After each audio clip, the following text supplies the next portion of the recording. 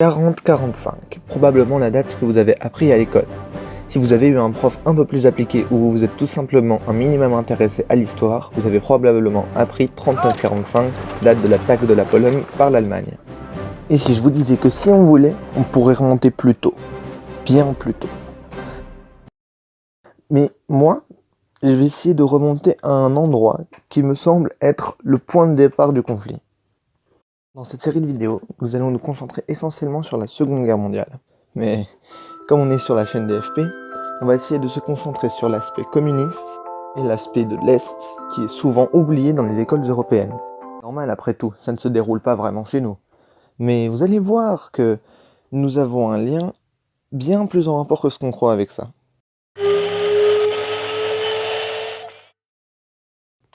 Alors je vais vous le dire tout de suite, pour moi et pour beaucoup d'historiens, le début de la Seconde Guerre mondiale remonte à la Seconde Guerre sino-japonaise. Il se passe le 7 juillet 1937, lorsque les nombreux États de Chine se font attaquer par le Japon. Mais pourquoi Seconde Guerre? Et pourquoi plusieurs États de Chine? Et pourquoi le Japon attaque finalement?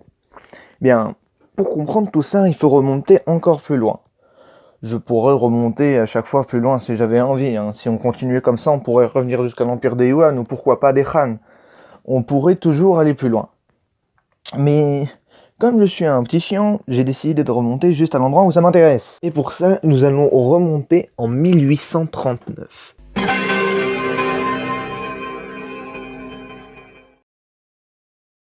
Mais que se passe-t-il en 1839 en fait? Qu'est-ce qui se passe? Eh bien, nous allons en Chine. En Chine, la Chine des Qing. Les Qing, ce n'est pas n'importe quelle puissance. C'est le plus grand empire chinois qui n'ait jamais existé. Il comportait l'actuelle Mongolie, le territoire actuel de la Chine, et il avait quasiment vassalisé le Daijiet ainsi que quelques territoires d'Indochine. Imbu de lui-même et dans un protectionnisme total, l'empire chinois ne veut pas commercer avec les autres. Il a tout ce qu'il faut chez lui, ils ont un système bien huilé, qui marche, ils n'ont pas besoin que les étrangers viennent foutre leur nez dans leurs affaires. Et de l'autre côté du monde, un État vient d'apparaître.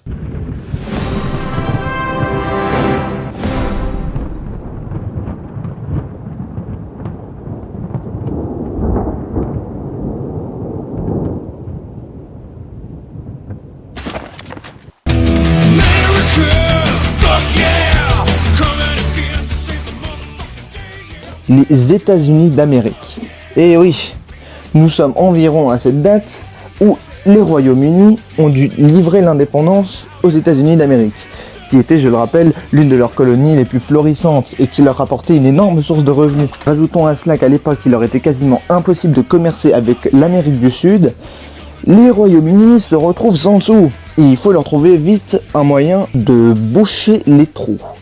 Alors, il leur vient une idée. Et si on n'allait pas commercer avec cet énorme empire d'Asie? Alors ils vont voir les Chinois, ils veulent commercer avec eux, sauf que comme je vous l'ai dit, les Chinois ils sont dans un protectionnisme et ils veulent pas commercer. Par contre ils veulent bien vendre. Du coup les Royaumes-Unis achètent en masse du thé. Et bah oui, le thé ça pousse pas en Grande-Bretagne les gars.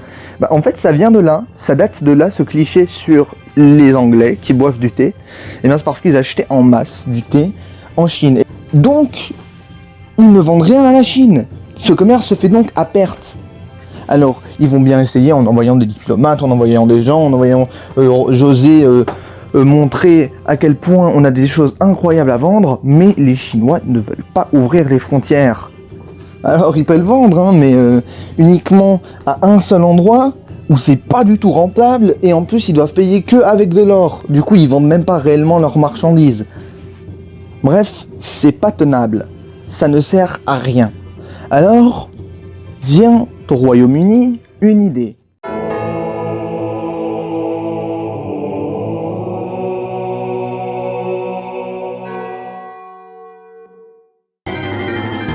Attention, l'impérialisme fait son apparition. Ce petit impérialisme anglais, on l'attendait. Alors vous voyez, ils se posent comme ça les Anglais et ils se disent, qu'est-ce que les Chinois auraient tellement envie d'avoir, une irrésistible envie, qu'ils ne pourraient pas refuser de commercer avec la Grande-Bretagne.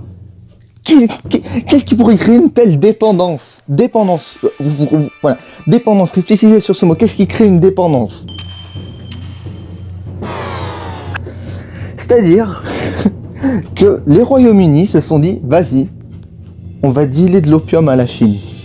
Alors, bien sûr, l'époque, l'opium n'était pas interdit en Chine, mais il était réservé à une tranche de la population bien élevée et bien réduite. Donc, c'était pas monsieur tout le monde qui pouvait avoir ça. Et du coup, ils étaient forcément bien avertis.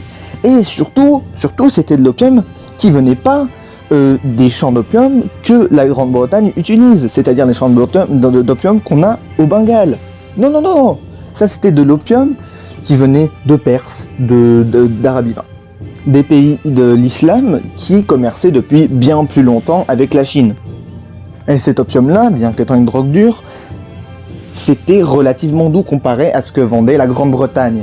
Et forcément, avec cette nouvelle drogue qui arrive sur le marché, il y a une vague de Chinois qui deviennent complètement drogués et dépendants à cette nouvelle marchandise venue des colonies britanniques. Et du coup, ils sont obligés de commercer. Alors, bien sûr, la Grande-Bretagne ne peut pas venir sur les ports chinois et vendre son opium comme ça marche pas comme ça. Ce qu'ils font, c'est qu'ils arrivent sur le port portugais de Macao avec leurs grands bateaux remplis d'opium et ils donnent ça à des contrebandiers chinois qui vont vendre ça sur le territoire. Et ça marche très bien, ça marche redoutablement bien. Ils vont faire comme ça des énormes chiffres d'affaires, assez pour rentabiliser la vente de thé, mais aussi créer des dépendances telles que le nombre de morts à cause de l'opium s'élève à un chiffre quasiment plus élevé que le nombre de morts dans les camps de concentration d'Auschwitz. Oui, c'est pas rien quand même. Donc, l'empereur de Chine, à ce moment-là, il voit toute sa population qui est complètement addicte ou décédée. Bon, bien sûr, la Chine était déjà très peuplée à ce moment-là, du coup, le nombre de gens qui étaient accros était proportionnel à la taille du pays, bien sûr. Mais ça faisait beaucoup de gens, ça faisait beaucoup trop de gens même. Et du coup, il s'est dit, on va interdire le commerce d'opium.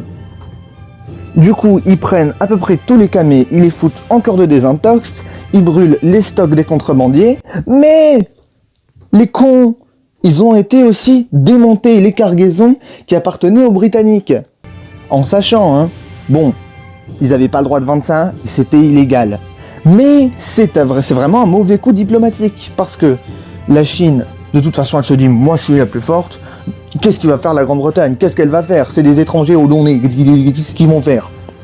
Du coup, la Grande-Bretagne, ils sont pas très contents, ils ont perdu toutes leurs marchandises, ils vont commencer à faire les gros yeux. Et ils vont lancer, du coup, la première guerre de l'opium.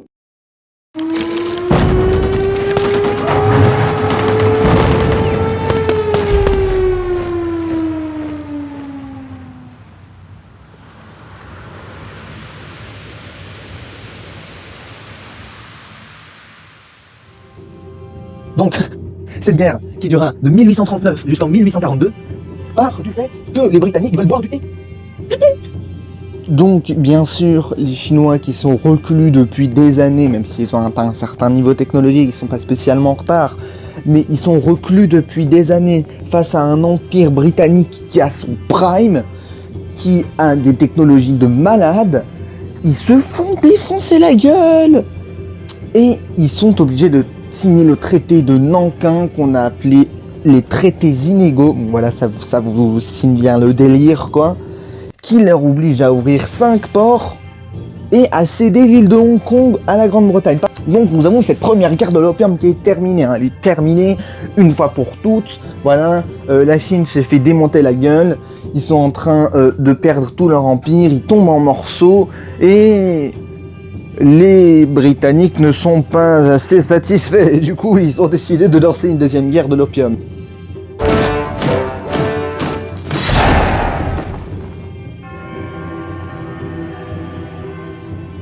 Oui, une deuxième guerre. Guerre qui durera 4 ans, opposant le Royaume-Uni, les Français et les États-Unis. Mais tiens donc, le trio des impérialistes de l'époque. Il aurait plus manqué que le Portugal et l'Espagne. Le trio, ils sont là, ils sont tout beaux, ils sont tout propres. Ils viennent enculer la Chine. Donc de octobre 1856 à octobre 1860, la guerre de l'opium numéro 2 fait rage. Les Royaumes-Unis ont près de 11 000 hommes. C'est beaucoup. La France en a 6 700. Ils ont 173 navires de guerre. Et les États-Unis ont 3 navires. La Chine, ils ont 200 680 hommes. 200 680. C'est 20 fois plus que les Royaumes-Unis. Donc vous vous en doutez, victoire des Occidentaux, ça déboule sur le traité de Tianjin, qui permet, point 1, je lis là avec vous, je t'écoute. Britanniques, Français et Américains auront le droit d'établir des délégations permanentes à Pékin. 2. 11 ports chinois de plus seront ouverts au commerce étranger. Les bateaux étrangers pourront naviguer sous le contrôle de Yang Jiqiang. Les étrangers pourront voyager dans les régions intérieures de la Chine afin de commercer, envoyer des missionnaires ou tout autre but. La Chine devra payer une indemnité à l'Angleterre et à la France de 2 millions de taels. Les documents officiels entre la Chine et la Grande-Bretagne devront retirer le caractère yi signifiant barbare. Donc, il y a ça. Et ensuite, bien sûr, vous vous en doutez, puisque c'est la nouvelle source de revenus des Royaumes-Unis, légalisation de l'opium par la Chine, dont l'illégalité n'avait pas été remise en cause par le traité de Nankin. Bah oui. Pourquoi vous auriez évité une deuxième guerre. Pourquoi vous l'avez pas fait, bande de cons? Je m'emballe. Avec ça, nous avons une Chine déstabilisée, dans la merde qui est en train de sombrer, et elle sombre sale. Elle sombre, mais vous allez voir dans nos prochaines vidéos que pour la Chine, les heures sombres sont arrivées, mais qu'il reste une lueur d'espoir. Sur ce, à la prochaine, j'espère que ça vous a plu.